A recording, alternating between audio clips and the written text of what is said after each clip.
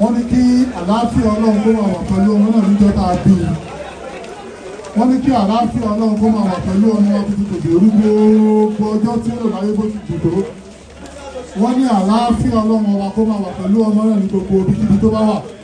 Wọ́n ní kí ìṣọ́ ọlọ́run àti ààbò ọlọ́run kó máa wà pẹ̀lú ọmọ wa tuntun tòde lọ́sàn-án lóru níkọ̀kọ̀ ní gbàgbà. Tó bàbá tí wọ́n fi ìṣọ́ ẹ̀ tó fi ìṣọ́ ọmọ náà, ìyá àti bàbá tó fi ara ẹ̀ jáde kí ìṣọ́ ọlọ́run àti ààbò ọlọ́run kó máa wà pẹ̀lú àwọn náà. Ìyá àti bàbá tó ti ara ẹ̀ jáde àlàáfíà ọmọ kó máa wà pẹ̀lú àwọn náà. Wala wala hawla wala quwwata illa billahi al-'aliyyil 'azim.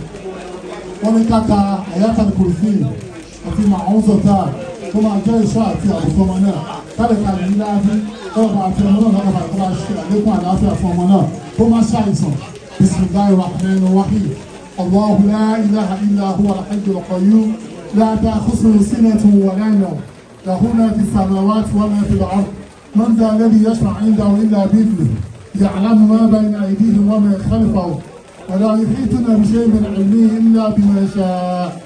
وسع كرسيه السماوات والأرض ولا يؤوده حفظهما العلي العظيم. بسم الله الرحمن الرحيم. نعم. ثلاثة بابا شيخ محمد توفيق. wọ́n ní ká ṣe àdúrà pẹ̀lú gbólóhùn tara wípé ní subhanallah walhamdulillah wala ilaha illallah allahu akbar wala hawla wala quwwata illa billahil aliyyil azim. Subhanallah walhamdulillah ولا إله إلا الله الله أكبر ولا حول ولا قوة إلا بالله العلي العظيم. سبحان الله والحمد لله ولا إله إلا الله الله أكبر ولا حول ولا قوة إلا بالله العلي العظيم. الحمد لله رب العالمين. Náà àwọn bàbá ti fi gbólóhùn yẹn sí wa lẹ́nu pé ká fi ṣí ìjókòó yìí.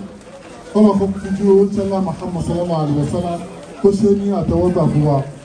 Wala hawla wala quwwata illa billahi al-'ali al-'azim.